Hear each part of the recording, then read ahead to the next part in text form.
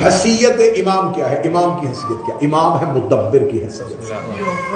میں تھوڑی آسان مثال دے دیتا ہوں کہ مثلا میں پاکستان سے یو کے آنا چاہتا تھا، میں نے سوچا کہ میں پاکستان سے برطانیہ تک کا سفر کروں تو میں سیدھا ایئرپورٹ پہ پہنچوں اور جو ایئرپورٹ کی چیکنگ والے ہیں وہ مجھے کہہ دیا آپ کہاں جانا چاہتے ہیں، تو میں کہوں کہ میں برطانیہ جانا چاہتا ہوں، تو وہ کہیں گے آپ اپنا پاسپورٹ دکھائیں۔ پاسپورٹ دیکھا تو اس میں برطانیہ کا ویزا نہیں تھا، انہوں نے کہا کہ اس میں تو برطانیہ کا ویزا ہی نہیں ہے، تو میں نے کہا جی میں ویزا لینے کے لیے جا رہا ہوں کیونکہ برطانیہ جاؤں گا تو ویزا ملے گا، انہوں نے کہا جی نہیں ویزا برطانیہ سے نہیں ملے گا، تو میں نے کہا جی پاکستان میں کہاں سے ملے گا؟ انہوں نے کہا اس ملک کا ایک نمائندہ یہاں بیٹھا۔ کیا بات ہے،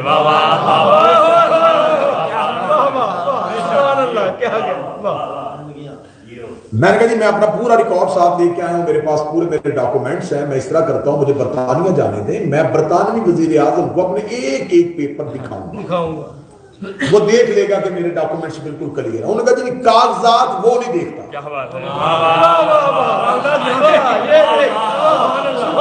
یہاں جو نمائندہ ہے یہ کاغذات دیکھے گا، جانچ پڑتال کرے گا، فیصلہ اس نے کرنا ہے کہ آپ وہاں جانے کے قابل ہیں۔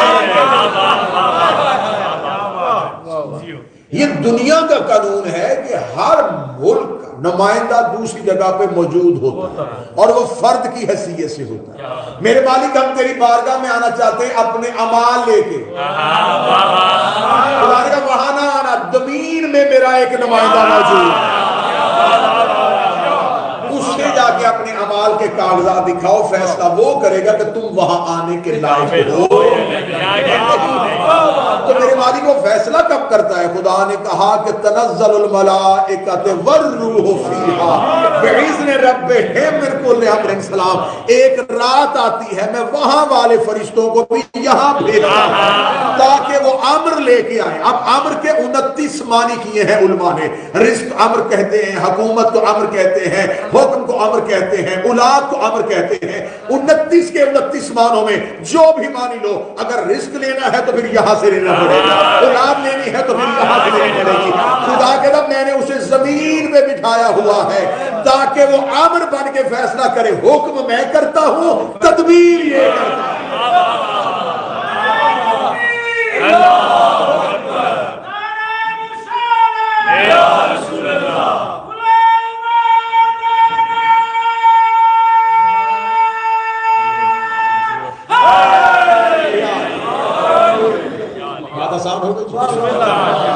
حیثیت امام کو تسلیم کرنا پڑے گا کہ اگر امام کو تسلیم نہیں کریں گے تو پھر بتایا جائے کہ کائنات میں یہ نظام چلا کون رہا۔ جب ہم یہ کہتے تو کہتے تھے یہ کیسے ہو سکتا ہے کہ کوئی اگر ایسا امام ہے تو اسے نظر آنا چاہیے۔ نظر آنا امام کے لیے ضروری ہے، کیوں؟ خدا عدل کا ترازو کو بالکل برابر رکھتا ہے۔ خدا نے زمین پہ ایک ایسا بھی بھیجا ہوا ہے جو گمراہ کرتا ہے اور وہ نظر نہیں آتا۔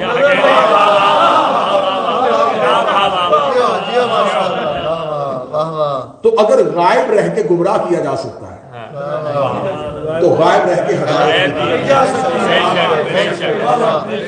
اب جو غیبت ہے یہ غیبت دو طرفہ نہیں، یک طرفہ، یہ غیبت ادھر سے نہیں ہے، ادھر سے۔ ایک لفظ ہمیشہ اپنے عقیدے میں بہتر کیجئے گا، امام کے لیے لفظ غائب استعمال نہ کیجئے گا، لفظ غیب ہے۔ غائب اور ہے، غائب کہتے ہیں اسے جو خود کو پوشیدہ کر لے، غیب وہ ہے جو ظاہر ہو اور نظر نہ آئے۔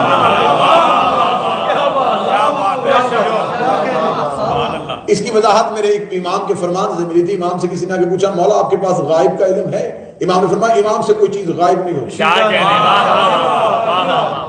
وہ کون سی چیز ہے جو امام سے غائب ہے؟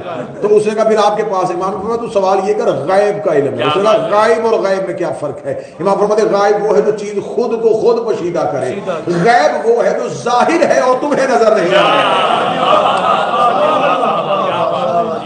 اللہ غائب نہیں، غیب، جنت غائب نہیں، اور خدا نے قرآن میں پہلی ہی آیت میں یہ کہا یومنون بالغیب، یہ صاحب ایمان وہ ہیں جو غیب پر ایمان رکھتے ہیں، یہ مانتے ہیں کہ کچھ ایسا ہے جو ہے صحیح لیکن ہمیں نظر نہیں آنا، اور ہمیشہ نظر آنے والی چیز کسی نہ کسی نظر آنے والے کو اپنا سراپا ضرور بناتی ہے۔ نوجوانوں کے لیے مثال دینے لگا ہوں، پڑھے لکھے آج کے بچوں کے لیے میں پھر پانی کی مثال دینے لگا، میں کیا کروں، میرے پاس ہے یہ پانی جو ہے یہ دو گیسوں کا مجموعہ ہے، ہائیڈروجن پلس آکسیجن، یہ دونوں ملتی ہیں تو پانی، وہ نظر نہیں آ رہا، کیا بات ہے، نظر یہ ان دو نے مل کے اسے انہیں اسے صورت دے دی ہے، طلب یہ پوری کر رہا ہے، اس کے پیچھے وہ ہے۔ اس کا مطلب مظہر کو مانو تو حقیقت کو مان لو۔ جس نے مظہر کا انکار کر دیا اس نے حقیقت کا انکار کیا۔ امام کی زمانے میں غیبت ہے، اور غیبت ہماری طرف سے ہے۔ پیاسے کو کسی صحرا میں کنویں کا نہ ملنا پانی کے نہ ہونے پہ دلالت نہیں۔ ایک پیاسا کسی دشت اور کسی صحرا میں چلا جائے اور وہ کہے کہ پیاس ہے اور پانی ہی نہیں ہے، پانی موجود ہے لیکن وہ پانی تک پہنچ نہیں رہا۔ امام موجود ہے لیکن ہم امام تک پہنچ نہیں رہے۔ اب میں ابھی تھوڑی دیر پہلے دوستوں میں بھی یہ بات کر رہا تھا کہ اب ہمیں دیکھنا یہ ہے کہ امام کی غیبت کا راز کیا ہے۔ امام کی غیبت کے راز کو جب ہم دیکھتے ہیں تو ہمیں ایک بات کی تھپکی دے کے سلا دیا جاتا ہے کہ صاحب یہ حکم پروردگار سے ہے اور وہ اللہ نے ابھی حکم نہیں دیا، جب وہ حکم دے گا تو پھر یہ ظاہر ہو جائیں گے۔ اچھا، پھر ہمیں بتایا جائے کہ کائنات میں جب جس نے کلی اختیار امام کو دے دیا تھا تو اس نے امام کا اختیار امام کو کیوں نہیں دیا؟ یہ بہت نئی باتیں ہیں جو میں آپ کروں گا، اور ہمیشہ نئی بات جو ہے وہ لوگوں کو پریشان بھی کر دیتی ہے اور لوگ اس چیز کو جلدی قبول بھی نہیں کرتے، اس لیے کہ جب رسول نے مکہ میں دین بتایا تھا تو لوگوں نے کہا تھا یہ ہمارے لیے نیا ہے، ہم اس کو جلدی قبول اس لیے نہیں کریں گے کہ ہم نے ایسا پہلے کبھی سنا ہی نہیں۔ اب سوال یہ ہے کہ جب وہ امام جسے اللہ نے کلی اختیار دیے ہوئے ہیں، اسے مدبر بنایا ہوا ہے، تو اس کا اپنے ظہور پہ اختیار کیوں نہیں؟ یعنی کہ وہ یہاں آ کے محتاج کیوں ہو گیا کہ میں ظہور نہیں کر سکتا؟ اس کا مطلب ظہور کا اختیار بھی امام ہی کے پاس ہے، وہ جب چاہیں وہ ظاہر ہو سکتے۔ اب اس سے اگلے سینے پہ آ جائیے، اگر یہ سارا ظہور امام کے چاہنے پہ مبنی ہے تو وہ ابھی تک چاہ کیوں نہیں رہے؟ اب یہاں ہمیں روایات بتاتی ہیں کہ امام ظہور اس لیے نہیں فرما رہے کہ امام پردے میں ہیں اور امام رو بھی رہے ہیں، امام شدت میں بھی ہیں، امام گریہ بھی کر رہے ہیں، تو امام گریہ کر رہے ہیں اور ان کے اختیار میں ہے ظاہر ہونا، تو وہ ظاہر کیوں نہیں ہو رہے؟ صاحب ہمیشہ انسان کی فطرت ہے یہ اپنا الزام دوسرے کے سر پہ دیتا ہے، یہ ہمیشہ کوشش کرتا ہے کہ اپنی کمی کو چھپانے کے لیے کسی کا سہارا ڈھونڈے۔ بھئی آپ نے نماز کیوں نہیں پڑھی تو فوراً کوئی نہ کوئی ایسا سہارا ڈھونڈنا کہ میں اپنی غلطی اس کے سر پہ ڈالوں۔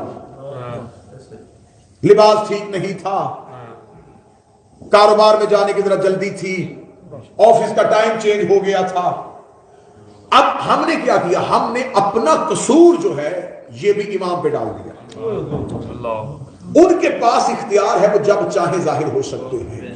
جب ہم امام کی طرف ربط ہوا اور امام سے پوچھا گیا کہ بادشاہ آپ ظاہر کیوں نہیں ہو رہے جب آپ کے پاس آپ کا اختیار ہے، تو فرمایا تمہاری وجہ سے، کیونکہ میں نے ظاہر نہیں ہونا، میں نے قیام کرنا ہے۔ اگر میرے بعد بھی کوئی امام ہوتا تو جیسے مجھ سے پچھلے اماموں نے ہر دور کے حالات میں خاموشی بھی اختیار کر لی، گوشہ نشینی بھی اختیار کر لی، زہر والا انگور بھی کھا لیا، زہر والی کھجور بھی کھا لی، زہر والا دودھ بھی پی لیا، میں بھی ایسا کر لیتا، لیکن میرے بعد امامت نہیں۔ اب آخری قیام میں نے ہی کرنا، اور قیام تب تک نہیں ہوتا جب تک لشکر نہ ہو۔ میں نے آپ کی پچھلی مجالس میں ایک ڈیڑھ گھنٹہ میں اس بات پہ مسلسل ہسٹری میں بولتا رہا ہوں، امام حسن علیہ السلام نے قیام کیوں نہیں کیا؟ کیا لڑنا نہیں جانتے تھے؟ کیا تلوار نہیں تھی پاس؟ قیام نہ کرنے کی وجہ قلت انصاف، لشکری نہیں، کیوں قیام کریں؟ اور یہ بھی بات یاد رکھیے گا، امام کو اپنی طاقت کے لیے لشکر کی ضرورت نہیں ہوتی، امام کو لشکر کے لیے لشکر کی ضرورت ہوتی کہ کم از کم یہ میرے پیچھے آئیں تو صحیح تاکہ ان کی عاقبت صحیح ہو سکے۔ اب امام کو اپنے لشکر میں تم نے امام کے لشکر میں نہیں جانا، امام نے تمہیں اپنے لشکر میں شامل کرنا۔ اگلا لفظ اور آسان کر دوں، تمہاری امام کو ضرورت نہیں، تمہیں امام کی ضرورت ہے۔ اب جو آخری قیام ہوا ہے نا، آخری قیام جس نے کیا ہے وہ کریم کربلا نے کیا ہے۔ کریم کربلا کے بعد آج تک امامت نے قیام نہیں کیا، آخری قیام امام حسین کا کربلا میں ہوا، اور ناصرین کی تعداد 72۔ اور یہ بھی فرماتے ہیں کہ آج تک پچھلے آئمہ میں سے سب سے زیادہ جو ناصرین کی تعداد ملی ہے وہ اس امام کو ملی۔ تو امام حسین کے بعد جتنے بھی امام آئے، کسی نے خود کو قید خانے میں رکھ لیا، کسی نے گوشہ نشینی اختیار کر لی، ہر دور میں امامت قیام نہ کر سکی۔ اب اگر اس امام کے بعد بھی کوئی امام ہوتا تو شاید یہ امام بھی حالات دنیا کو دیکھتے ہوئے تم لوگوں پہ توکل نہ کرتے، لیکن اب قیام واجب ہے، اب قیام ضروری ہے۔ اب جب قیام ضروری ہے تو اب اس کا مطلب ہے کہ ظہور رکا ہوا ہے ہماری وجہ سے۔ ظہور کی ہونے کی نا وجہ ہم خود ہیں۔ اب یہاں پر عام فہم میں دلیلیں نہیں دوں گا کہ دیکھیں کردار اچھے نہیں ہیں، یہ اچھا نہیں ہو رہا، یہ اچھا نہیں ہو رہا۔ سب سے پہلی بات جو امام کے لیے ضروری ہے، امام کے ظہور کے لیے، امام کے رستے کو ہموار کرنے کے لیے، کہ آپ کو امام کے ساتھ قیام ذات کے لیے نہیں، امام کے لیے کرنا۔ میں نے آپ کو پچھلی مجالس میں بتایا کہ کوفہ والوں نے خطوط لکھے۔ خط کب لکھے؟ جب ان کے اوپر ظالم حاکم آ گیا۔ اب انہیں خبر تھی کہ یہ گردن بھی کاٹ رہا ہے، یہ ہمارے بچے بھی مار رہا ہے۔ اب امام کو بلایا بھی تو امام کے لیے نہیں، اپنے لیے۔ یعنی کوفہ والے الاجل کہہ رہے تھے تو وہ بھی لالچ کی بنیاد سے، اور امام کوفہ نہیں آئے۔ جو امام مکہ سے غازریہ اور نینوا تک پہنچ گیا تھا وہ امام کوفہ آ سکتے تھے۔ امیر المومنین اگر دارالحکومت کوفہ بنا سکتے ہیں تو کریم کربلا بھی تشریف لا سکتے تھے، نہیں آئے۔ کیوں نہیں آئے؟ کیونکہ کوفہ میں قیام کی سکت نہیں تھی۔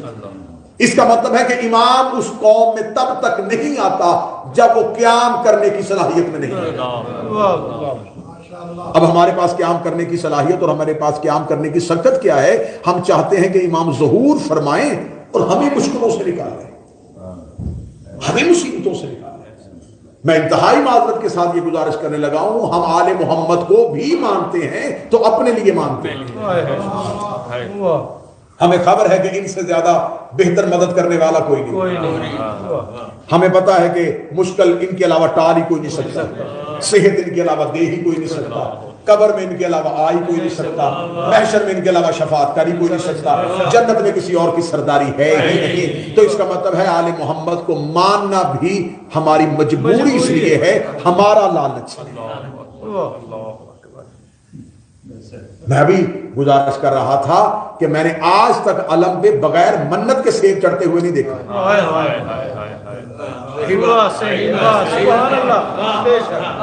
میں انتہائی معذرت کے ساتھ کہوں گا، ہم نے علم پہ سیب بھی رکھا تو منت کا رکھا، یہ مراد پوری کریں تو یہ سیب۔ میں نے آج تک بغیر دعا کے چادر چڑھتی ہوئی نہیں دیکھی، میں نے بغیر آج تک بغیر حسرت کیے ہوئے کسی شیعہ کے گھر میں کھیر پکتی ہوئی نہیں دیکھی۔ تو ہم نے تو اپنی حاجات کے لیے ہم نے کہا ہے کہ ہم دیا بھی علم کے نیچے جلاتے ہیں تو منت کا دیا نہ جلاؤ، عشق کا دیا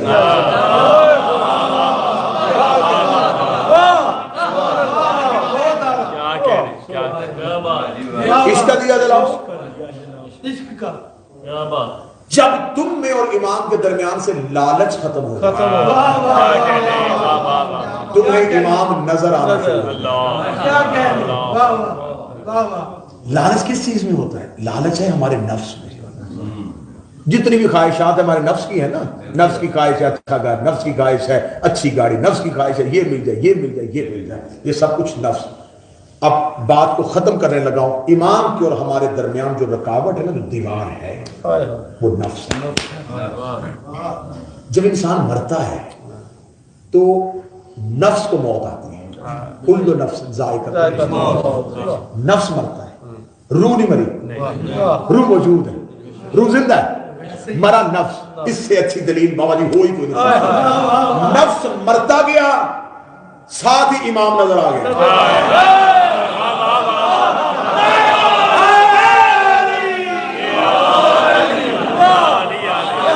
یہ قبر میں علی کیوں نظر آیا؟ یہ سرحان علی کی کرسی کیوں نظر آیا؟ وہی علی جو دنیا میں 70 سال نظر نہیں آیا، وہ قبر کی کوٹھی میں کیوں نظر آیا؟ اس لیے کہ نفس مر گیا ہے. تم زندگی میں نفس مارو، امام ابھی نظر آنا چاہیے.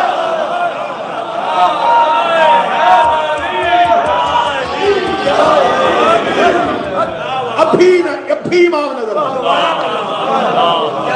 اور مجھے حسین کی عزت قسم کربلا کے 72 نے نفس مارا تھا.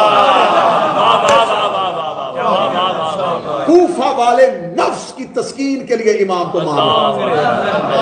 نفس کی تسکین تھی. امام آئے، لشکر میں شامل ہوں گے، گھر بچ جائے گا، زیادہ دیر جئیں گے، نسلیں ہماری جئیں گی. نفس کی تسکین کے لیے امام کو بلا رہے تھے، امام آئے ہی نہیں. اور جس نے نفس مارا ہوا تھا اسے خط لکھ کے بلایا.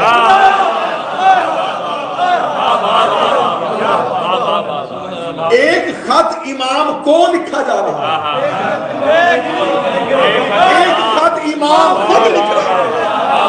جو لکھ رہے ہیں وہ بھی انسان ہے، جس کو لکھا جا رہا ہے وہ بھی انسان ہے. خط لکھنے والے نفس کی تسکین کے لیے بلا رہے تھے، جس کو لکھا تھا وہ نفس مار کے حسین کی طرف جا رہا. اب مجھے بتاؤ، جو 72 کربلا میں آئے تھے، 72 کی شادیاں نہیں تھی، ان کی نسلیں نہیں تھی، ان کے بچے نہیں تھے، ان کے گھر نہیں تھے، سب کچھ تھا. حسین نے شب عاشور آخری امتحان لیا. حسین نے کہا دیکھ لوں کہیں کوئی لالچ تھا تو نہیں. یہ تو کوئی لالچ ہی نہیں ظاہر کر رہے. یہ تو 3 دن پانی بند ہوا تھا نا، یہ حسین کا امتحان نہیں تھا.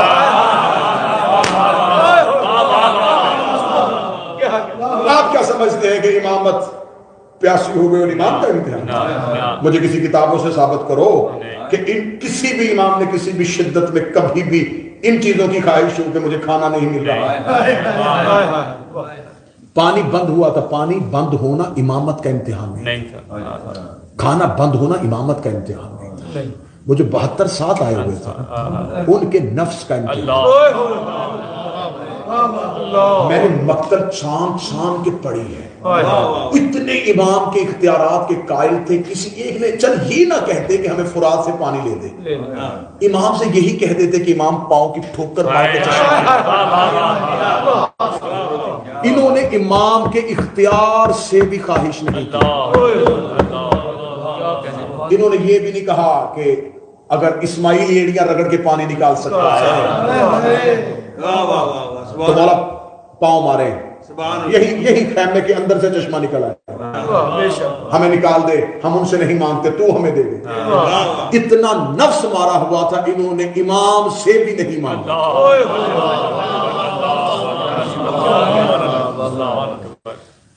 کیا لالچ تھا؟ لالچ کدھر رہ گیا کہ ہم سب کچھ امام سے مانگ رہے ہیں نا. یہ سامنے بیٹھے ہوئے امام سے بھی نہیں مانگ رہے. اب نفس مر چکا تھا، کیونکہ یہاں خواہش نفس کی نہیں، صرف امام کی تھی. ہمارا امام کیا چاہتا ہے؟ پیاسا، ہم پیاسے رہے، یہ چاہتا ہے. ہمارا امام چاہتا ہے ہم بھوکے رہے، تو ہاں ہیں بھوکے. اب یہ سب کچھ کیسے ہوتا ہے؟ ہمیشہ جب آپ کسی چیز کو نفس پہ غلبہ کب ہوتا ہے؟ کسی انسان کو بہت بھوک لگی ہو نا، شدت کی بھوک، اب اس کا نفس خواہش کر رہا ہے کہ بھوک ہے. اللہ نہ کرے میں مثال دے رہا ہوں، کسی بھی انسان کی، اس کے کان میں آواز پڑی کہ اس کا باپ مر گیا ہے. اب مجھے بتاؤ کہ بھوک رہے گی؟ نہیں. وہ غم جو ہے نا وہ بھوک پہ غالب ہے. وہ جو تھوڑی دیر پہلے پانی مانگ رہا تھا، کھانا مانگ رہا تھا، اس سے لوگ پکڑ پکڑ کے کہہ رہے ہیں پانی پی، کھانا کھا. کیوں نہیں کھا رہا؟ باپ کی محبت بھوک پہ غالب ہے. کربلا والوں کو پیاس لگ ہی نہیں رہی، امام کا عشق بھوک پہ غالب ہے، پیاس پہ غالب ہے. لوگ کہتے ہیں یہ جو شیعہ زنجیر مارتے یار ان کا بدن کٹتا ہے انہیں تکلیف نہیں ہوتی. جب ماتمی چھری جسم پہ مارتا ہے تو حسین کا عشق بدن کی تکلیف پہ غالب آ جاتا ہے. اور جب عشق غالب آ جائے تو پھر نفس اپنے آپ کی ساری صلاحیتوں کو مار دے. مسلسل عرفان پڑھ رہا ہوں سرکار،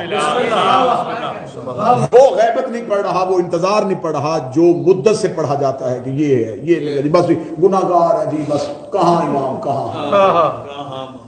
نفس کو ختم کیا کربلا والا. امام نے کہا آخری امتحان لو. امام نے شب عاشور کہا کہ شاید آنکھیں نہیں ملا رہے، چراغ بجھا کے اس سے بڑا امتحان اللہ کی کائنات میں کسی نبی نے بھی نہیں دیا. حسین نے کہا جنت دیتا ہوں. انہوں نے کہا ہمیں جنت بھی چاہیے. یہ کائنات کے پہلے نفوس تھے جن کو جنت کی خواہش نہیں رہی تھی. یار ہم نفس مارتے ہیں جنت ملے. خدا نے کہا رمضان کے اتنا وقت بھوکے رہنا تو ہم نے نفس مارا، کیوں؟ جنت مل جائے گی. نفس مارا صبح اٹھیں گے نماز پڑھیں گے جنت مل جائے گی. نفس مارتے ہیں جنت کے لیے. حسین کا شاید انہوں نے نفس مارا جنت کے لیے. حسین کا جنت دوں؟ جنت بھی نہیں چاہیے. حسین نے ان 72 غیر معصوموں کو امام کے عشق میں ایسے دکھا کے کہا کہ قیامت تک کہیں یہ نہ کہنا یہ سوائے معصوم کے کوئی نہیں کر سکتا. مولا حسین کی قسم اگر حسین صرف اپنے ہی بنی ہاشم لے کے چلے جاتے، یہ باتیں بالکل ممبر کی تاریخ سے نہیں ہوں گی. حضرت عبداللہ ابن جعفر تیار کو لے لیتے تو لے سکتے تھے. بے شک ہاشمیوں کے کئی لوگ مدینہ میں آباد تھے، لے سکتے تھے. اگر ان کو لیتے ان میں سے ایک نام کاٹنا پڑتا. یہ ہے امام کا عشق کہ امام نے غیر معصوم نام نہیں کاٹا، بھائی گھر بٹھا دیا. عقیل کے بیٹے گھر بٹھا دیا، جعفر تیار کی نسل گھر بٹھا دیا. نہیں اللہ نے تمہیں امتیاز دے دیا ہے، اب انہیں لینے دو. اقتدار سے تجاوز نہیں ہو سکتا، اقتدار سے تجاوز نہیں ہو سکتا تھا. اگر ایک نام بھی اور بڑھاتے تو ادھر سے ایک نام کاٹنا پڑتا. کیا کریمی ہے حسین کی. محمد بن حنفیہ گھر بٹھا دیا، جون کا نام نہیں کاٹا. اگر صرف عباس، قاسم، علی اکبر یہ سب کچھ کرتے تو آج کہہ دیتے او نہیں جی یہ سب کچھ تھا، لیکن آگے بھی تو دیکھے نا کون تھے. آگے بھی تو علی کے بیٹے تھے، آگے بھی تو خونے. نہیں، میں یہ کام جون سے کرواؤں گا، میں زہیر سے کرواؤں گا، میں مسلم ابن اوسجہ سے کرواؤں گا، میں سعید سے کرواؤں گا، تاکہ قیامت تک تمہیں پتہ چلے کہ غیر معصوم بھی اگر نفس کو مارے تو عشق اس کمال میں. اب سب سے ایک ہی چیز جس پہ گفتگو رکے گی، بہت بات کی باتیں ہیں کہ اعمال ہمارے ٹھیک نہیں ہیں، نمازیں ہماری پوری نہیں ہیں تو اس لیے امام نہیں آ رہے. امام کا امتحان سب سے پہلا یہ ہے کہ تمہاری خواہش کیا ہے. نفس ختم کرو، خواہشات ختم کرو، خواہش صرف امام کر دو. اور یہ بات بھی میں کہوں کہ یہاں پر بھی گھاٹے کا سودا نہیں ہوگا. اب یہ نہ سوچیں گے دیکھیں جی دنیا داری بھی جو ہے نا بچے بھی کو پالنے ہیں. یار آپ صرف امام لے کے دیکھیں، ہر چیز امام کے ساتھ خود بخود آ جائے. آپ صرف خواہش امام کر کے دیکھیں، آپ صرف عشق امام میں مبتلا ہو کے دیکھیں، جن چیزوں کی آپ خواہشات کر رہے ہیں وہ بڑی چھوٹی ہیں، یہ خود بخود یہ بالکل ایسے ہی ہے جیسے بچہ بچپن میں باپ سے کچھ چیز امام کے لیے یہ خواہشات کیا ہیں؟ تمہارے رزق میں فراوانی کر دینا تمہاری چیزوں میں، لیکن جب ہم امام کو چھوڑ کے بار بار یہ خواہشیں کرتے ہیں تو یہ بھی فرامین موجود ہیں۔ امام فرماتے پھر انہیں اتنا دنیا دے دو انہیں ہم یاد ہی مولا فرماتے کثرت مال امام سے دوری کی وجہ ہے۔ مولا امیر المومنین سے کسی شخص نے پوچھا، اس نے کہا مولا غریبی بڑی ہے، امیر المومنین نے فرمایا شکر کر اس نے آزمائشوں سے بچایا، شکر کر اس نے آزمائشوں سے بچایا، اس نے غربت دی ہے تو اس کا زیادہ شکر کیا کر، وہ بیماری دے تو شکر کرو کہ اس نے قابل سمجھا تو آزمائش دی۔ مولا فرماتے ہیں تمہیں ایک سال میں ایک مہینہ گزر جائے اور کوئی غم نہ ملے تو توبہ کرو۔ لوگ سمجھتے ہیں غم نہ آنا کرم کی دلیل ہے، علی فرماتے ہیں غم نہ آنا عذاب کی دلیل ہے۔ اگر تمہیں غم نہیں مل رہا تو اس کا مطلب ہے اس نے تمہیں تمہاری میں چھوڑ دیا، رسی کو ڈھیلی کر دیا، جا رکھ دنیا، بن جا سگے دنیا، اٹھا دنیا کا مال، تمہیں ہماری ضرورت ہے۔ تو غیبت یک طرفہ ہے، غیبت آج نفس جس نے یہ نہیں ہے کہ یہ بھی بات غلط ہے، بس میں آخری بات کہنے لگا ہوں، یہ بات غلط ہے کہ اگر کوئی بندہ یہ سمجھے کہ امام تو بالکل کسی کو بھی نہیں مل رہے۔ مولا فرماتے جب میں ظہور کروں گا میرا ہر شیعہ مجھے دیکھ کے کہے گا آپ کو تو میں نے پہلے دیکھا۔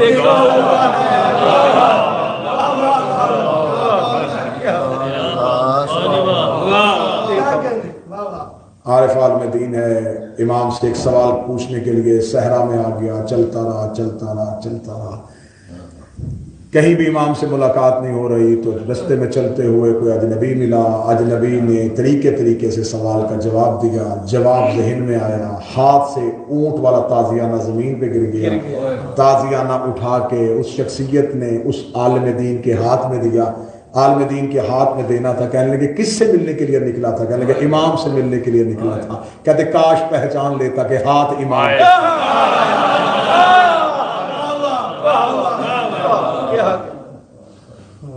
اتنے واقعات ہیں پڑھوں تو رات بیت جائے کہ امام سے ملاقات ممکن ہے۔ یہ نہیں ہے کہ ملاقات امام ممکن نہیں ہے، امام سے ملاقات ممکن ہے، لیکن مولا فرماتے میں ہر ایک سے ملوں گا اس کے عرفان کے مطابق، اس کی معرفت۔ مولا فرماتے میں لمحہ بھی تم سے دور نہیں ہوتا، لمحہ دن کی بات نہیں۔ امام فرماتے میری نظریں مسلسل تم پہ رہتی، دشمن تمہیں تکلیف نہ پہنچائے، درندوں کے جنگل میں میں نے تمہیں بچا کے رکھا۔ اس سے بڑھ کے امام کے ہونے کی دلیل کیا ہے؟ جس امت نے اماموں کو قتل کر دیا تھا، جنہوں نے نبی کا بیٹا نہیں چھوڑا تھا، آج کھل کے عزاداریاں کر رہے ہیں تو امام صاحب، آج ان کا نام لے رہے ہو تو امام صاحب۔ امام فرماتے ہیں میں مسلسل تمہیں دیکھ رہا ہوں۔ اپنی نسلوں کی تربیت اس انداز سے کرو کہ اپنے بچوں کو امام کے ہونے کا یقین اتنا دلا دو کہ ان کو خبر ہی نہ ہو کہ وہ نہیں ہے۔ گھر میں کھانا ہو، دسترخوان بچھا ہو تو ایک شخص کی جگہ خالی چھوڑ دو، بچے پوچھے یہ کس کی ہے تو کہنا ہمارا امام دسترخوان پہ آئے۔ جب بچوں کو پتا چل جائے نا کہ ہمارا امام ہمارے گھر آتا ہے، تو جو بچہ باپ کے سامنے سگریٹ نہیں پیتا، جب اس کے امام کے ہونے کا اتنا یقین ہو جائے گا تو پھر وہ گناہ نہیں کرے گا، اسے خبر ہوگی کہ میرا امام مجھے دیکھ رہا ہے۔ ایک شخص نے امام سے اتنی ملاقاتیں، بس آخری لفظ کہہ رہا ہوں، اتنے، کبھی شب جمعہ کربلا، کبھی مسجد سہلا میں بیٹھا ہوا ہے، کبھی مسجد کوفہ میں بیٹھا ہوا ہے، مسلسل کرتے کرتے کرتے کرتے تھک گیا، کوئی جگہ نہیں چھوڑی امام سے ملنے کی، کہیں امام نہیں مل رہے۔ خانہ کعبہ کی دیوار کے ساتھ ٹیک لگا کے بیٹھا اور پاؤں کا انگوٹھا پھٹ گیا تھا امام کو ڈھونڈتے ڈھونڈتے، پاؤں کے انگوٹھے سے خون نکل رہا ہے، بدن کا لباس تار تار ہو چکا ہے، दीवार काबा के साथ टेक लगा के बैठा था, या देखा कि एक शख्स नूरानी चेहरे वाला आ रहा है। बिस्मिल्लाह कर। ऐसे चौंक के उठा, उसने दूर से देखा, मैं वो नहीं जो तू समझ रहा है। कहने लगा कौन है तू? कहने लगा तुम्हें इमाम बुला रहा है। लंगड़ाता हुआ, पांव जख्मी है, जिस्म लागर हो चुका है, इसने सहारा दिया मक्का के करीब। वो कहते हैं एक पहाड़ है, पहाड़ के ऊपर एक सफेद ऊन का खेमा है, उसके अंदर मौला तशरीफ हुआ। वो खेमे के अंदर गया और बेसाख्ता गिर गया कदमों में, चीखे मार मार के। फरजंदे रसूल इतने महीने हो गए मुझे ढूंढते, मौला मुझे क्यों नहीं मिले? मेरे इमाम की बात है, ढूंढा तो उससे जाता है जो कहीं गया हो। क्यों ढूंढ रहा था मुझे? मौला मैं आपसे मिलना चाहता था। मौला फरमाया मैं तुम्हें मिलता हूं, तुम मुझे पहचानते हो। क्या लगा मौला कब मिलते हैं? मौला फरमाया तुम रोते रोते चुप हो जाते हो। चुप मौला फरमाते हैं ये लफ्ज है मेरे इमाम का, करम देखना। माओ का प्यार सोचने वालों, बाप का प्यार देखने वालों, अपने इमाम का करम देखना। मौला फरमाते मैं अपने शीयों के रुखसारों से उनके आंसू अपने हाथों। मौला फरमाते हैं तुम्हारे घर में गम हो सबसे पहले तुम्हारे घर में आता, तुम्हारे घर में खुशी हो सबसे पहले। लेकिन इमाम कहते मुझे बड़ा दुख होता है जब मैं तुम्हारे घर तुम्हारी खुशियों में जाता हूं, तुम दुनिया के ओहदेदारों का दरवाजे पे इंतजार कर रहे हो।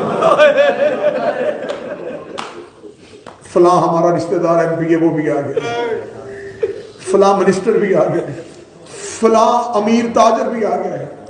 इमाम कहते मैं बहुत देर तक तुम्हें देखता रहता हूं, शायद तुम कहो हमारा इमाम भी आ गया।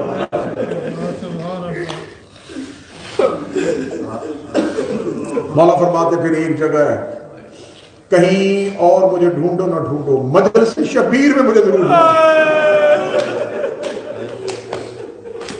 मैं वजीफा दे के जा रहा हूं इस मजलिस में, जिंदगी बाकी मुलाकात नहीं, जिंदा रहा, वफा हुई, बीवी सैयदा ने करम किया, आपके चेहरों की दोबारा जियारत होगी। हाथ बांध के कह रहा हूं हर मजलिस में एक बार रोते हुए ये जरूर कहना कहां बैठा है फातिमा का बेटा। मजलिस में रोते हुए एक बार अपने इमाम को दाएं बाएं जरूर ढूंढना, ऐना है ना बकियतुल्लाह, कहां है सैयदा का बेटा। यकीन रखा करो कि वो मजलिस शबीर में इस वक्त मेरे इमाम मजलिस में कहीं तशरीफ है, रोते हुए अपनी हसरतें मांग रहे होते, मौला मेरी ये ख्वाहिश पूरी कर दे, मौला मेरी ये ख्वाहिश पूरी कर दे। एक दुआ रोते हुए जरूर मांगना, मौला कोई एक ऐसी मजलिस में मैं जरूर आऊं जहां मैं तुमसे मिल सकूं, मैं तुमसे जरूर मिलूं। हर जगह मेरे मौला जाते हैं, हर जगह पुरसा लेते हैं, हर पुरसे के बाद मेरे मौला रोते हुए मजलिस वाली जगह से निकलते हैं। आशिया अभी शब लग जाएगी, 100 के दिन खत्म होंगे, 100 में खत्म नहीं होंगे। मैं ये गुजारिश करके जा रहा हूं, आजादारी के दिन खत्म होंगे, आजादारी खत्म नहीं होगी। ये सिर्फ मेरे मौला ने तुम पे करम किया है कि जाओ अपने अपने घरों में दरवाजे खोलो, अपने बेटों की शादियां कर लो, अपनी खुशियों में चले जाओ। लेकिन ये ना समझना कि 100 के दिन खत्म हुए तो शायद अब रोना ही नहीं है। बस तवज्जो मेरी तरफ कीजिएगा, ये सोच के अब 8 रबीउल अव्वल के बाद अगले 4 मुहर्रम तक ये सोचते रहना कि अभी 40 दरवाजों के ताले नहीं खुले, अभी सोग आले मोहम्मद के घर से खत्म नहीं हुआ, इनका सोग खत्म होगा जब आ जाएगा इनका बेटा, आबाद होंगे 40 दरवाजे, अली अकबर के सर पे सजेगा सेहरा, कासम के सर पे सजेगा सेहरा, असगर जवान हो के बाबे की शाही देखेगा, आले मोहम्मद के घर में मुस्कुराहटे तबाह। अभी आबाद घर आबाद नहीं हुआ, मेरे वारस का ज़ुहूर हो, बंद ताले खुले। میں نے صرف تمہارے ڈر کی وجہ سے کہا ہے کہ تالے بند کھلے. سادات تشریف فرمایا اگر کوئی سید مجھے معاف کر دے تو میں اگلا جملہ پڑھوں. میرا امام ظاہر ہو تاکہ سکینہ کی رسیاں اللہ جلیا امام تاکہ جو آج تک بند رسیوں کے ساتھ شام کے قبرستان اس کے ہاتھوں کی رسیاں زہرا کا پہلو سے ہاتھ. زینب شام سے مدینے جانے گھروں کی آبادی دین بچ گیا. ہماری بہنوں بیٹیوں کے سروں پہ چادریں آ گئی. ہماری مسجدوں میں سجدے گاہ آ گئے. ہمارے گھروں میں قرآن آ گیا. مدینے میں نہیں واپس آیا تو حسین کا سر آج مستورات میں برآمد ہوگی سیدادیوں کی ہماریاں. اتنا انتظام کیا ہے ماتمیوں نے کہ انہوں نے مسلسل مجلسوں میں اعلان ہوتا رہا جی آخری مجلس میں ہماریاں صرف بیویوں میں برآمد ہیں.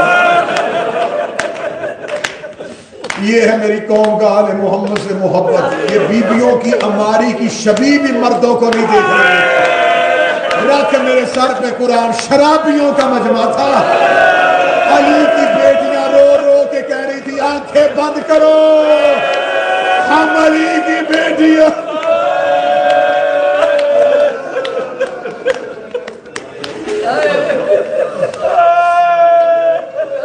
اللہ ہر کسی کی بیٹی کو سلامت رکھے. اللہ تمہاری بہنوں کے پردے سلامت رکھے. بیٹی 40 سال کے بعد بھی اپنے پیکے گھر جائے نا اسے پوچھنا نہیں پڑتا. 40 سال بعد اپنے بھائیوں کے شہر جانا پڑے, باپ کے شہر جانا پڑے. چھوٹے چھوٹے بچوں کو شہر کے دور سے بتانا شروع کر دے اٹھو میں تمہیں بتاؤں میرے بابے کا شہر آنے والا ہے. بچوں کو اٹھا کے کہہ دیا یہ میرے باپ کی حویلی ہے, وہ گھر میرے بھائی کا ہے, اس گھر میں اپنے باپ کے ساتھ رہتی رہی ہوں. رکھ میرے سر پہ قرآن. 1.25 سال کے بعد واپس آئی ہے. مدینے کے باہر کمر پہ ہاتھ رکھ دی. سجاد یہ مدینہ ہے.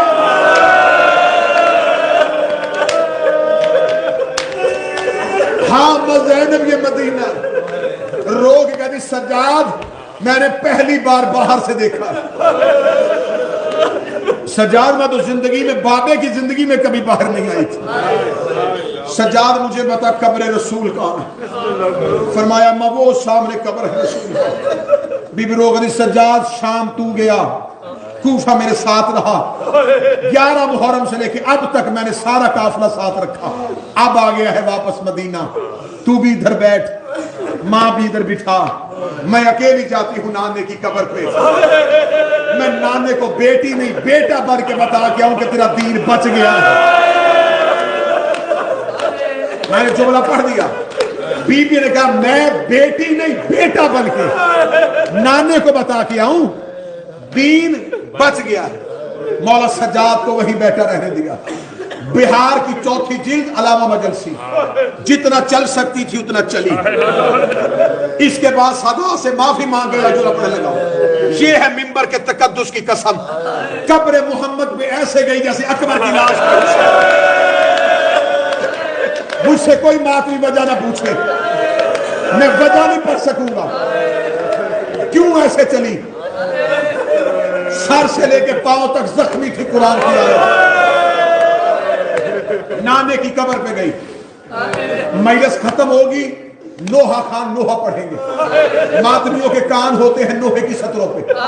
نوحے کی سطر ہوتی ہے ماتمی کا سینے پہ ہاتھ آتا. میں نوحہ کسی شاعر کا نہیں پڑھنے لگا. تم برداشت کر لو گے تو میں 4 سطریں پڑھوں گا ورنہ 5ویں پڑھنی پڑے گی. 4 سطروں کے بعد 5ویں سطر سیدوں سے ماتمیوں سے برداشت نہیں ہوگی. سید زیادہ میں 4 سطریں وہ پڑھنے لگا ہوں جو علی کی بیٹی نے خود نوحہ قبر محمد میں پڑھا. بی بی نے آ کے قبر رسول کے دروازے پہ ہاتھ رکھا. بی بی نے نوحے کی پہلی سطر پڑھی. بی بی رو کہتی نانا قبر سے نکل کے پہچان میں وہی زینب ہوں. پہلی سطر میں نے پڑھ لی. दूसरी सतर पढ़ने लगा, बीवी रो के कहती नाना तेरी अजान बच गई, मेरा मौसम मारा गया। तीसरी सतर पढ़ने लगा, बीवी रो के कहती नाना तेरी नमाज बच गई, मेरा नमाजी करबला में मारा गया। चौथी सतर ऐसे सुनना जैसे गरीब मजलिस सुनता है। चौथी सतर पढ़ने से पहले अली की बेटी ने गठड़ी खोली, गठड़ी से हुसैन का तीर वाला कुर्ता निकाल के कब्र मोहम्मद पे चादर बना के डाला। रो के दी नाना एक बार कब्र से निकल के पहचान, ये उसी हुसैन का कुर्ता है जो तेरी जुल्फे थामा करता था। कब्र मोहम्मद हिल गई, आवाज आई ज़ैनब कुर्ता हटा, ज़ैनब कुर्ता हटा, अब सैयद मुझे देख के मातम करना। रो के दी नाना तुझसे बेटे का कुर्ता बर्दाश्त नहीं हुआ, रात आधी होने दे, मैं अकेली तेरी कब्र पे आऊंगी, तेरी कब्र का चिराग बुझा के मैं तुझे हौसला हौसला मैं तुझे अपना लिबास दिखाऊं। तूने बेटे का लिबास बर्दाश्त नहीं किया। नाना तेरी उम्मत ने इतना तेरे बेटों को नहीं मारा जितना तेरी शरीफ बेटियों को मारा। नाना नाना मैं ज़ैनब आ गई, नाना कुछ दुख मेरे सुन। हिल गई मुस्तफा की कब्र, फरमाई ज़ैनब मुझे दर्द ना सुना। गठड़ी उठाई, हसन की कब्र पे आई, रो के भाई बहनों के दर्द सुनते हैं। क्या बहन तुझे अपने दर्द सुनाए? हसन मैंने तेरे जनाजे से तीर निकाले थे, हसन मुझसे दर्द सुन। कब्र हसन से आवाज आई आलिया मेरे तो कफन का रंग नहीं बदला, मुझे दर्द ना सुनाना। एक बार नाने की कब्र देखी, एक बार भाई की कब्र देखी, नजर पड़ गई मां की कच्ची कब्र पे। रो के कहने लगी अम्मा मां भी बेटी की ना सुने, शरीफ बेटियों का दस्तूर है। अल्लाह तुम्हारी बेटियों के नसीब अच्छे करे। मैं मिंबर पे दुआ देते मुझे पढ़ा, बेटी घर आए ना बाप सर पे प्यार दे के पूछे बेटा तुझे तेरे घर में तकलीफ, समझाती बेटियां बाप को दर्द नहीं बता, भाई गले लगा के पूछते चल बाबा फरूश तरह नहीं बोली, मुझे बता तुझे तेरे घर में कोई तकलीफ। शरीफ बहने साले शादी भाइयों को भी दर्द नहीं बता। जब माँ के पास आती है फिर लोग कहती अम्मा बाबा पूछता रहा मैं नहीं बोली, भाई ने बड़ा पूछा मैं नहीं बोली, अम्मा मुझे मेरे घर में ये भी तकलीफ है, अम्मा मुझे मेरे घर में ये भी दर्द है। ज़ैनब कब्र मोहम्मद पे गई नहीं बोली, कब्र हसन पे आई चुप रही, माँ की कब्र पे आकर अम्मा तू तो मेरे दर्द सुन ले। कब्र सैयदा से आवाज आई ज़ैनब मुझे दर्द सुना। रो कर अम्मा तू मेरे दर्द सुनेगी? हाँ ज़ैनब मैं तेरे दर्द सुनूंगी, अब जितने सैयद बैठे माफ कर देना। बीबी रो कर अम्मा फिर मेरे दर्द सुन। अम्मा 28 रजब को मैं तेरी कब्र पे आई थी, मैंने तेरी कब्र पे हाथ रख के वादा किया था मेरा कुछ बचे ना बचे मैं तेरी नस्ल बचा के आऊंगी। हाँ ज़ैनब मुझे तेरा वादा याद है। रो कर अम्मा कब्र से बाहर आ, वो तेरा सजाद भी ले आई, वो तेरा बाकर भी ले आई। अगला जुमला पढ़ो जिसमें तुमने मातम करना है, अपने दामन को छाड़ के कहती ना मेरा औन आया है ना मेरा मोहम्मद आया है, मेरे करबला में सो गए, तेरे बेटे बचा के आ गए। ज़ैनब शुक्रिया। रो कहती अम्मा तेरा सज्जाद बड़ी कीमत दे के बचाया। अम्मा जब तेरे दरवाजे को आग लगी तूने अली बचाया था। अम्मा सिर्फ तूने आग में अली नहीं बचाया, अम्मा मैंने भी आग में अली बचाया। अम्मा जब तेरे दरवाजे को आग लगी मैं छोटी थी, जब उम्मत ने बाबा के गले में रस्सी डाली थी, अम्मा तूने बाबे के कुर्ते पे हाथ रख लिया था, अम्मा उम्मत ने नहीं छोड़ा, तूने बद्दुआ के हाथ उठाए थे। بابے کے گلے سے انہوں نے ڈر کے رسی کھول دی تھی. کہا ہاں زینب میں نے علی بچایا تھا, اب سید ایک لمحہ مجھے معاف کر دینا. رو کبھی تیرے علی بچانا اور میرا علی بچانا بڑا فرق ہے. صرف علی کے گلے میں رسی آئی تھی, تو نے بد دعا کے ہاتھ بلند کیے. اما حسین گھوڑے کی زین سے گرا, 300 قاتل ہاتھوں میں نیزے لے کے تیرا سجاد قتل کرنے کے لیے خیمے میں آیا. اما میں نے 300 قاتلوں کے درمیان سے سجاد اٹھایا. اما میں نے اپنی پوچھ پہ سجاد رکھا. اما کوئی مجھے دائیں سے نیزہ مارتا, کوئی مجھے بائیں سے نیزہ مارتا. اما میرا سر زخمی, میرے بازو زخمی, میرے پہلو زخمی. اما میں قاتلوں کے نیزوں سے تیرا سجاد نکال کے لے آئی. اما میں شام کے بازار میں پتھروں کے ہجوم میں تیرا سجاد بچاتا ہوں. اما وہ بیٹھا ہے تیرا سجاد. کیونکہ عماریوں کی برآمدگی ہے, میں ایک منظر اور پڑھنے لگا. خبر پہنچ گئی مدینے کے سید واپس آ گئے. مدینے کی چھوٹی چھوٹی بچیاں بشیر کے گھوڑے کے سامنے کھڑی ہو کے کبھی سکینہ آئی کہ نہیں آئی. 13 سال کے جوان پوچھتے بشیر قاسم آیا کہ نہیں آیا. 18 سال کے جوان پوچھتے اکبر آیا کہ نہیں آیا. بشیر اعلان بھی کرتا جا رہا, روتا بھی جا رہا. غازی کی ماں نے نہیں پوچھا حسین آیا کہ نہیں آیا, اکبر آیا کہ نہیں آیا. عباس کا صرف اتنا پوچھا, بشیر عباس آیا. بشیر دے دا بی بی میں نے تو سنا تھا کہ تو آل محمد کی بڑی وفادار ماں ہے, تو نے زہرا کے بیٹے کا نہیں پوچھا, تو نے اپنے بیٹے کا پوچھا. رو کر اس لیے پوچھا اگر عباس آیا تو سارے آئے, اگر عباس نہیں آیا تو پھر کوئی بھی نہیں آیا. کہا بی بی عباس بھی مارا گیا, حسین بھی مارا گیا, اکبر بھی مارا گیا, اصغر بھی مارا گیا. خبر پہنچی ہے اکبر کی بہن کے کان میں, بی بی صغرا کے کان میں خبر پہنچی. وارث واپس آ گئے. بی بی گئی نانی ام سلمہ کی حویلی میں, نانی میرے وارث واپس آ گئے, دے مجھے اجازت میں مدینے کے باہر سے وارثوں کا استقبال کروں. سر پہ لی ماں والی چادر. قبر محمد حویلی سے اتنی دور نہیں تھی, قبر محمد اور آل محمد کے گھر کا قدموں کا فاصلہ تھا. سر پہ لی ماں فاطمہ والی چادر, پاؤں تک چادر تطہیر, ارد گرد کنیزوں کا حلقہ, کنیزوں کے حلقے میں چلی ہے اصغر کی اور اکبر کے حصے کی بہن حسین کی بیٹی صغرا. کنیزوں نے حلقہ باندھا, بی بی وارثوں کو لینے کے لیے چلی. یہ کنیز کی آواز ہے, بی بی رکیے, رستے میں کوئی مسافر بیٹھا. اب مجھ سے پوچھو کون بیٹھا؟ اس رستے میں حسین کا سجاد بیٹھا. کنیز کی آواز ہے, مجھے مسافر اٹھانے دے. گھروں میں روگے, بستر پہ روگے, ایام ازا کا آخری پرسہ ہے. اگلے سال ہم میں سے وہ روئے گا جو رہے گا. آج ودا ہو رہی ہے محمد کی بیٹی, آج ودا ہو رہی ہے علی کی بیٹی. میں چاہتا ہوں کہ بیبیوں کا ودا گریے میں ہونا چاہیے. ہم چیخے مارے اور محمد کی بیٹی ودا ہو جائے. آج ودا کرنا ہے رسول کی بیٹی کو تم نے اس امام بارگاہ سے. مولا منتظمین کو سلامت رکھے, ماتمیوں کو سلامت رکھے. یہ بارگاہ تا ظہور امام زمان قائم و دائم رکھے. میرا بار دنیا میں تشریف لائے تو میرا شہنشاہ اس بارگاہ میں اپنے قدم رنجا فرمائے. دعا دے کے حسین کا ذاکر ہو کے اگلا جملہ پڑھنے لگا. کنیز کہتی ہے بی بی مجھے مسافر اٹھانے دے. کنیز چلتی چلتی وہاں آئی جہاں سجاد بیٹھے تھے.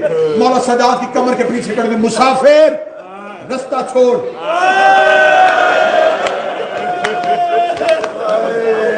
مولا سجاد جھکے ہوئے سر سے پوچھا کیوں؟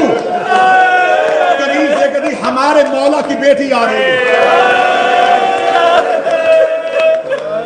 مولا سجاد کہتے وہ گزر کیوں نہیں جاتی؟ کہنے لگی کیسے گزرے, وہ بڑی پردہ دار ہے, وہ بڑی پردہ دار ہے.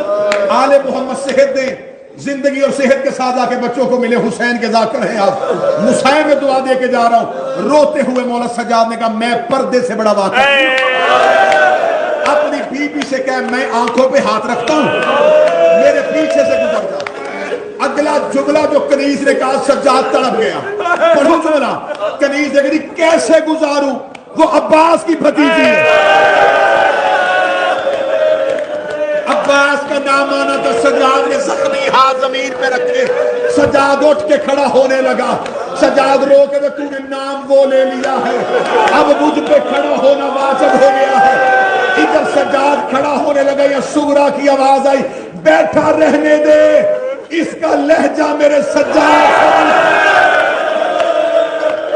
یہ بولا مجھے میرا سجاد یاد آ گیا، اس کا لہجہ میرے سجاد سے ملتا۔ حوصلہ حوصلہ، جب کہنا بیٹھا رہنے دے، اس کا لہجہ میرے سجاد سے ملتا۔ مولا سجاد کہتے نہیں، اب نام ایسا لے لیا ہے، اب تو میں اٹھا۔ مولا سجاد اٹھ کے کھڑے ہوئے، بی بی سغرا پیچھے سے گزر گئی، سال بعد سگی بہن بھائی سے پردہ کر کے گزر گئی۔ آخری 1 منٹ ہے، اس پہ جتنا گریہ ہو سکے کر لینا۔ جب بہن گزر گئی نا، 5واں امام کم سنی اٹھے، بابا کے کرتے میں، بابا کربلا سے لے کے شام، شام سے مدینہ، باقر نے تجھ سے کچھ نہیں مانگا، ایک اجازت دے، پھپھی کو جا کے بتا کے ہوں گے یہ تیرا بھائی ہے۔ آواز آئی باقر اجازت ہے۔ اب جناب باقر چلے، حالت کیا ہے؟ چہرے پہ تماچوں کے نشان، سر پہ سفروں کی ریت، پھٹا ہوا کرتا۔ جناب باقر نے سغرا بی بی کے برقعے میں ہاتھ رکھا، بی بی سغرا مڑ کے کہتی بچہ ہاتھ چھوڑ، تجھے نہیں پتا میں حسین کی بیٹی ہوں۔ باقر دیکھ کے کہتے مجھے پھپھی پہچان، مجھے پھپھی کہنے والا تو کوئی سجاد کا باقر ہے؟ آواز آئی میں تیرا باقر ہوں۔ کب باقر تو ہے تو بابا کہاں ہے؟ جس سے پردہ کر کے آ گئی ہے وہی تیرا سجاد ہے۔ سغرا دوڑ کے آئی، سجاد کے گلے میں باہیں ڈالی، رو کے بھی مجھے اتنا بتا، تجھے جوان